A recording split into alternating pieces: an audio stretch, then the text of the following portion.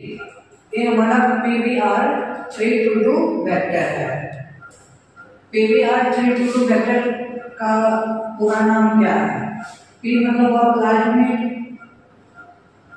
PVR 322 vector एक artificial plasmid है। Artificial plasmid means इसको लैब में तैयार किया गया है और यह प्लाज्मिड ई कोलाई का प्लाज्मिड है। ई कोलाई बैक्टीरिया से एक प्लाज्मिड निकाला और उस प्लाज्मिड को लैब में लेके गया। लैब में उसको फिर से डिजाइन देके अपने अकॉर्डिंग तैयार किया। तो इसलिए इसको बोला जाता है आर्टिफिशियल प्लाज्मिड, ओके, या फिर आर्टिफिशियल वेक्टर। तो इसको सी नाम दिया प्लाज्मिड, बी से बॉलीवर। बॉलीवर साइंटिस्ट थे, इन्होंने डिजाइन किए थे और बॉलीवर के साथ रॉड्रीगेज भी थे। रॉड्रीगेज साइंटिस्ट थे।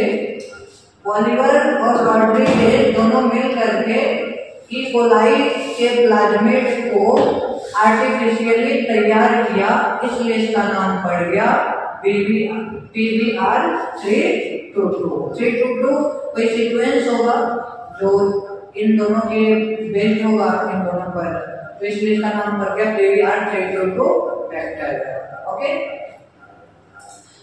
PVR 322 वेक्टर में दो एंटीबायोटिक रेसिस्टेंट जीन भी होता है।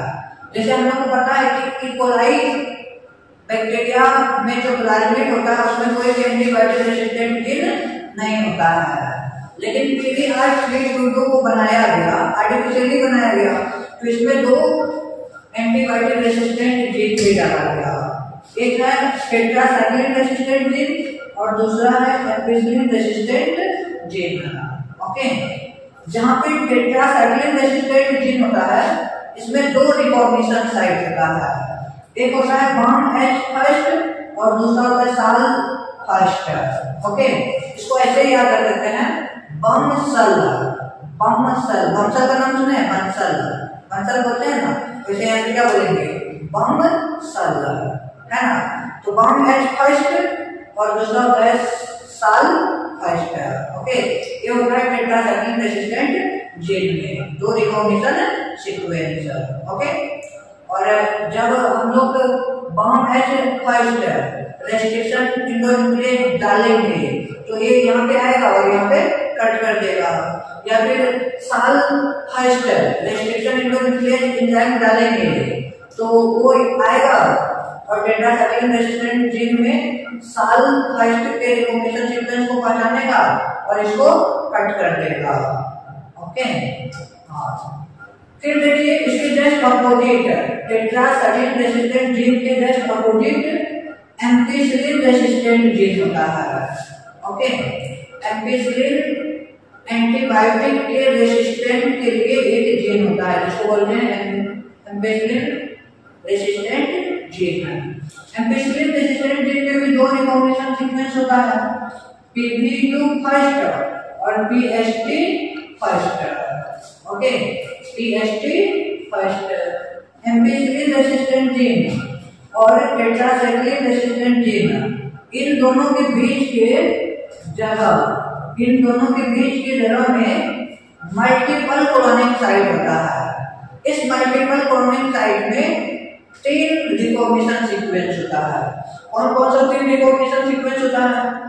इकोड फर्स्ट होता है, दूसरा आपका क्ला फर्स्ट और तीसरा होता है हिंद थर्ड। यहाँ पे याद रखिएगा, हिंद सेकंड नहीं, हिंद थर्ड होता है। ओके, तो कला हिंद, इसको याद रखेंगे, कला हिंद। ओके, जय हिंद बोलते हैं ना, तो जय हिंद ना बोल करके यहाँ पे हम क्या बोलेंगे? कला हिंद। इकोड फर्स्ट, कला फर्स्ट और हिंद थर्ड। ओके, बाकी सभी फर्स्ट ही है, सिर्फ हिंद ही है जो थर्ड हिंद यहाँ पे पढ़ते हैं। ओके, और इसके अपोजिट साइड में यहाँ पे एम्पिसिलिन रेसिस्टेंट जीन के बगल में ORI होता है, ओरिजिन ऑफ रेप्लिकेशन, और फिर ROCK होता है। ROCK में एक रिकॉग्निशन सीक्वेंस होता है PBU सेकेंड। देखिए एम्पिसिलिन रेसिस्टेंट में पीवीयू फर्स्ट है और रॉक के पास पीवीयू सेकंड है। ओके, ये भी आपको रिकॉग्निशन सीक्वेंस होता है। This is the structure of PBr322 vector. Okay, ये आर्टिफिशियल वेक्टर का स्ट्रक्चर हुआ। ओके, अब देखिए यदि प्लाज्मिड PBr322 किसी होस्ट सेल में इंटर करे, यदि इसको हम लोग किसी होस्ट सेल में डाल दें, सपोज दैट ये होस्ट सेल है, मान लेते हैं कि कोलाई नहीं है, E coli. Okay, PBr322 vector को होस्ट सेल में डाल देते हैं। यदि होस्ट सेल में ये इंटर कर गया तो देखिए प्लाज्मिड के पास दो रेसिस्टेंट जीन है, एक टेट्रासाइक्लिन रेसिस्टेंट जीन और दूसरा है हमारा एम्पिसिलिन रेसिस्टेंट जीन। तो मतलब यदि ई कोलाई में प्लाज्मिड चले जाता है और ई कोलाई, इस कोलाई को बोलेंगे transformed E coli, transformed. Okay, transformed मतलब क्या हो गया, जब कोई भी प्लाज्मिड किसी होस्ट सेल के अंदर में इंटर करेगा, इस प्रोसेस को कहा जाता है ट्रांसफॉर्मेशन। ट्रांसफॉर्मेशन क्या होता है, entry of any recombinant DNA और any plasmid into the host cell. Host cell में यदि कोई भी प्लाज्मिड इंटर कर रहा है तो उसको कहेंगे ट्रांसफॉर्मेशन और होस्ट सेल को कहेंगे ट्रांसफॉर्म्ड सेल। ओके, और इसके अपोजिट यदि किसी होस्ट सेल में कोई प्लाज्मिड इंटर नहीं करेगा तो उसको बोलेंगे नॉन ट्रांसफॉर्मेंट। ओके, एक हो गया ट्रांसफॉर्मेंट। ट्रांसफॉर्म्ड मींस क्या, ट्रांसफॉर्म्ड मींस ट्रांसफॉर्मेंट। ओके, ये हो गया ट्रांसफॉर्मेंट। और यदि होस्ट सेल में कोई भी प्लाज्मिड इंटर नहीं करेगा तो इसको बोलेंगे non transformant, non transformant. Okay, अब देखिए ट्रांसफॉर्मेंट में क्या होता है कि प्लाज्मिड इंटर किया है और प्लाज्मिड के पास दो जीन है, एक एम्पिसिलिन रेसिस्टेंट जीन है और दूसरा टेट्रासाइक्लिन रेसिस्टेंट जीन है। तो मतलब यदि इस ट्रांसफॉर्मेंट होस्ट सेल को एम्पिसिलिन में डाल दीजिए, एम्पिसिलिन एंटीबायोटिक है, एक प्लेटिंग करते हैं हम लोग यहाँ पे। ओके, इसमें एम्पिसिलिन डाल देते हैं, ठीक है, और एम्पिसिलिन में इस होस्ट सेल को डाल दीजिए तो ये होस्ट सेल को कुछ भी नहीं होगा। एम्पिसिलिन एंटीबायोटिक है जो कि बैक्टीरिया को मारता है। यदि हम डायरेक्ट इस कोलाई को इसमें डालें जिसमें कि कोई भी PBr322 नहीं है, नॉन ट्रांसफॉर्मेंट है, नॉन ट्रांसफॉर्मेंट होस्ट सेल को एम्पिसिलिन में डालें तो नॉन ट्रांसफॉर्मेंट होस्ट सेल मर जाएगा। क्यों मर जाएगा, क्योंकि इसके पास एम्पिसिलिन के रेसिस्टेंट के लिए कोई जीन नहीं है। लेकिन यदि हम ट्रांसफॉर्मेट होस्ट सेल को एम्पिसिलिन में डालेंगे तो ट्रांसफॉर्मेट होस्ट सेल को कुछ भी नहीं होगा। क्यों नहीं होगा कुछ भी, क्योंकि इसके पास एम्पिसिलिन के रेसिस्टेंट के लिए जीन ऑलरेडी प्रेजेंट है। ओके, इसलिए इसको कुछ नहीं होगा। या फिर एम्पिसिलिन के बदले में यहाँ हम टेट्रासाइक्लिन डाल दें तो फिर इस होस्ट सेल को डालें तो भी इसको कुछ नहीं होगा। क्यों नहीं होगा कुछ, क्योंकि इसके पास टेट्रासाइक्लिन रेसिस्टेंट जीन है, मतलब टेट्रासाइक्लिन के अगेंस्ट एक्ट करने वाला इसके पास जीन है।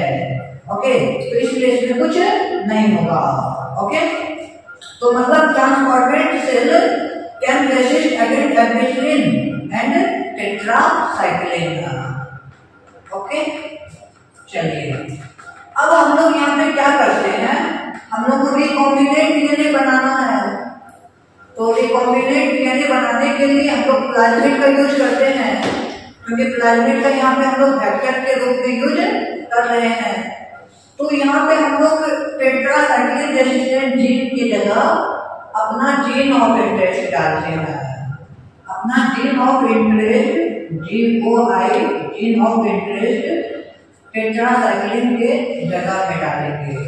तो जब जीन ऑफ इंटरेस्ट टेट्रासाइक्लिन के जगह में आएगा तो बताइए टेट्रासाइक्लिन जीन रहेगा क्या?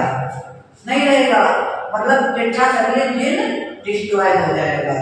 ओके, अच्छा से समझिएगा थोड़ा।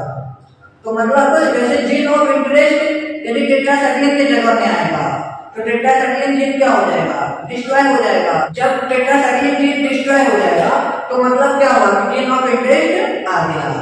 ओके, और यहाँ पे देखिए यदि तब ये होस्ट सेल में जाएगा तो टेट्रासाइक्लिन की जगह यहाँ पे क्या हो जाएगा?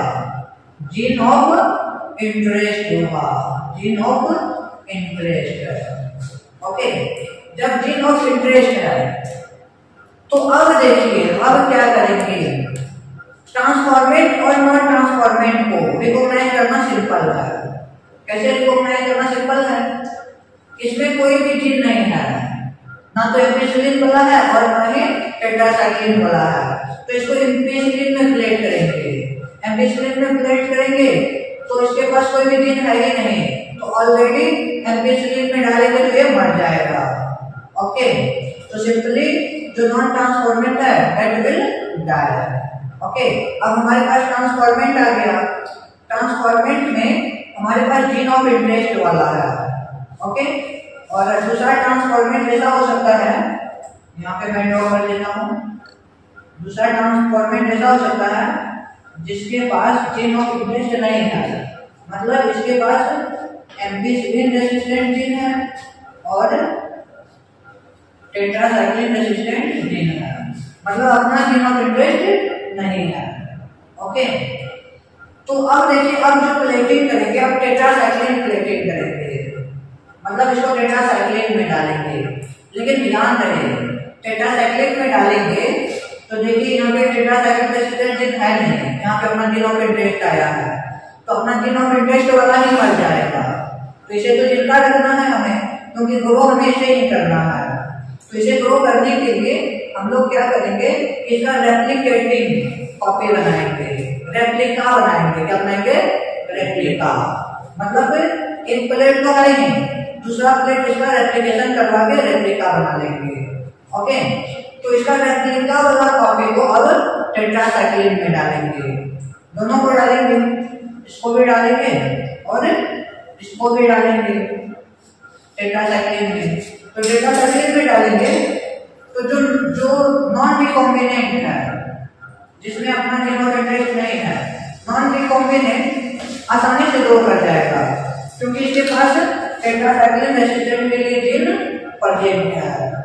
ओके, लेकिन जो हमारा रिकॉम्बिनेंट प्लाज्मिड है, रिकॉम्बिनेंट डीएनए है, इसके पास टेट्रासाइक्लिन के रेसिस्टेंट के लिए जीन नहीं है। जब टेट्रासाइक्लिन के रेसिस्टेंट के लिए जीन नहीं है तो मतलब ये टेट्रासाइक्लिन में क्या हो जाएगा? मर जाएगा। ओके, टेट्रासाइक्लिन में सर्वाइव नहीं कर पाएगा। क्यों नहीं कर पाएगा? क्योंकि it has no gene for the resistant of tetracycline. इन्होंने टेट्रासाइक्लिन रेसिस्टेंट जीन के जगह में जीन ऑफ इंटरेस्ट ले लिया है, मतलब टेट्रासाइक्लिन रेसिस्टेंट जीन को लॉन्च कर दिया है, तो इसलिए टेट्रासाइक्लिन में सर्वाइव नहीं कर पाएगा।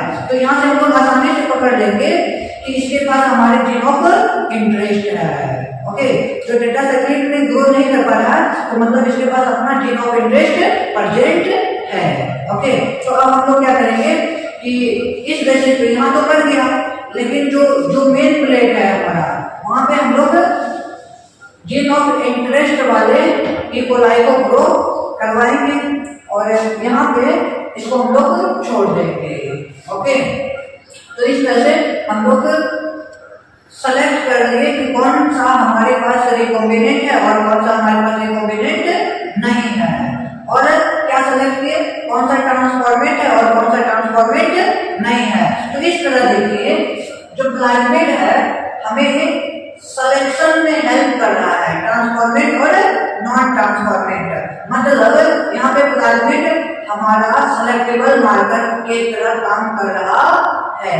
ओके, तो प्लाज्मिड के पास एम्पिसिलिन रेसिस्टेंट जीन और बेटा लैक्टम रेसिस्टेंट जीन होने की वजह से ये सेलेक्टेबल मार्कर की तरह भी काम कर रहा है। बात समझ में आ गया? और इस तरह से हम लोग अपना रिकॉम्बिनेंट डीएनए को सेलेक्ट कर लिए और रिकॉम्बिनेंट डीएनए को सेलेक्ट करने के बाद ट्रांसफॉर्मेंट होस्ट सेल को भी सिलेक्ट कर लिए। अब होस्ट सेल को इजीली इसका कल्चर करेंगे। ओके, और कल्चर करके मान लीजिए होस्ट सेल में अपना इंसुलिन वाला जीन दिया है तो इंसुलिन प्रोड्यूस करवाएंगे। ओके, या फिर कोई अदर एंजाइम्स के लिए है। ओके, मान लीजिए कोरोना वैक्सीन वाला जीन है इसके पास, डलवा लिए हैं और कोरोना वैक्सीन की बहुत ज्यादा जरूरत है हमें हम लोगों को, तो इस बैक्टीरिया को ग्रो करेंगे लार्ज अमाउंट में और लार्ज अमाउंट में ग्रो करवा के उससे हम लोग वैक्सीन निकालेंगे, कोरोना वैक्सीन निकाल करके फिर उसका पैकेजिंग करेंगे और मार्केट में बेचेंगे, है ना, पैसा कमाएंगे, है ना। ओके, तो इस तरह से कोई भी डिजाइन प्रोडक्ट को प्रोड्यूस करवाया जाता है। ओके, लेकिन इसमें देखिए PVR 322 में एक प्रॉब्लम है, हमें 2 बार प्लेटिंग करना पड़ रहा है। 2 बार कैसे प्लेटिंग करना पड़ रहा है? अब इसके पास हमारा जीन ऑफ इंटरेस्ट है और जीन ऑफ इंटरेस्ट है तो वही मर जा रहा है एक प्लेट में। ओके, तो इसलिए एक प्लेट में इसको प्रिजर्व रखने के लिए इसका दूसरा कॉपी बनाते हैं रेप्लिकेटिव प्लेट, और रेप्लिकेटिव प्लेट में डेटा डाल के इसको हम लोग पहचान पाते हैं कि यहाँ पे जीन ऑफ इंटरेस्ट हमारा है। ओके, तो 2 प्लेट करना पड़ रहा है एक ही चीज को जानने के लिए, तो इसका अल्टरनेट उपाय ढूंढा गया और इसका अल्टरनेट उपाय मिला दूसरा वेक्टर PUC। ओके, वेक्टर हमें अल्टरनेट वेक्टर मिला PUC का पूरा नाम क्या हो गया? प्लाज्मिड और UC हो गया University of California. University of California. Okay, तो plasmid University of California, University of California में ये प्लाज्मिड बनाया गया, इसलिए इसका नाम पड़ गया PUC। Okay, plasmid University of California. इसकी ना एक खास बात है, इसे हम लोगों को ग्रो करने के लिए 2 प्लेट लेने की जरूरत नहीं पड़ेगा। क्यों नहीं पड़ेगा? तो इसका थोड़ा स्ट्रक्चर देख लेते हैं। यहाँ पे हमारा रेसिस्टेंट जीन है, यहाँ पे एक जीन है जेट जीन। आप लोग याद करिए ऑपेरेंट सिस्टम में हम लोग क्या पढ़े थे? जेट जीन बीटा गैलेक्टोसाइडेज को सेपरेट करता है। ओके, तो बीटा गैलेक्टोसाइडेज को सेपरेट करने वाला जीन प्रेजेंट होता है PUC वेक्टर में, और बीटा गैलेक्टोसाइडेज वाला जीन प्रेजेंट होने की वजह से बीटा गैलेक्टोसाइडेज का एक प्रॉपर्टी है, ये एक क्रोमोजेनिक सब्सटेंस एक्स गेल के साथ ब्लू कलर देता है, ब्लू कलर। यदि हम लोग इस प्लाज्मिड में एक्स गेल केमिकल्स मिलाएंगे तो ये प्लाज्मिड यदि बीटा गैलेक्टोसाइडेज सेपरेट कर रहा है तो बीटा गैलेक्टोसाइडेज एक्स गेल के साथ में ब्लू कलर देगा। ओके, अब PUC को होस्ट सेल में डालेंगे,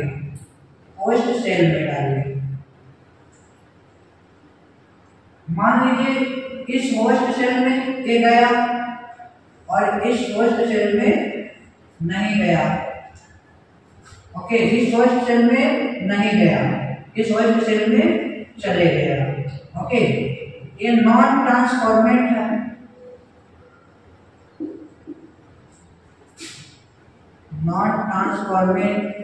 और ये हो गया हमारा ट्रांसफॉर्मेंट। ओके, तो देखिए यदि ट्रांसफॉर्मेंट है, मान लीजिए इकोलाई में ही है, इकोलाई में ही हम लोग डालें, तो अब ये ट्रांसफॉर्मेट है या नहीं है, इजीली पहचान सकते हैं। कैसे पहचान सकते हैं इजीली?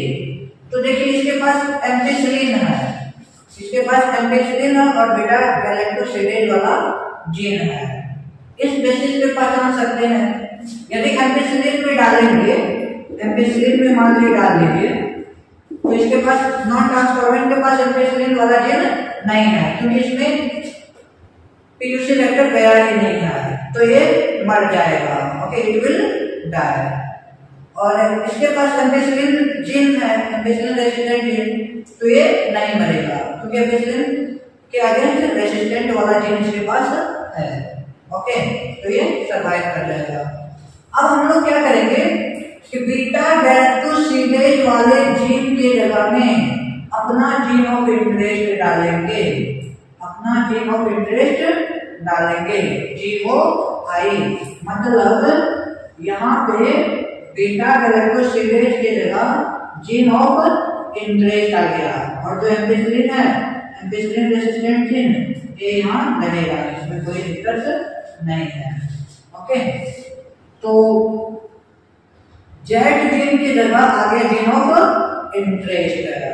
ठीक है, अब होस्ट सेल में यहाँ पे देखिए ट्रांसफॉर्मेट है, लेकिन नॉन रिकॉम्बिनेंट है, नॉन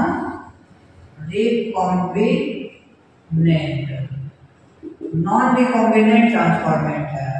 हमारा रिकॉम्बिनेंट तो ये है, ये भी एक बैक्टीरिया के पास चले गया,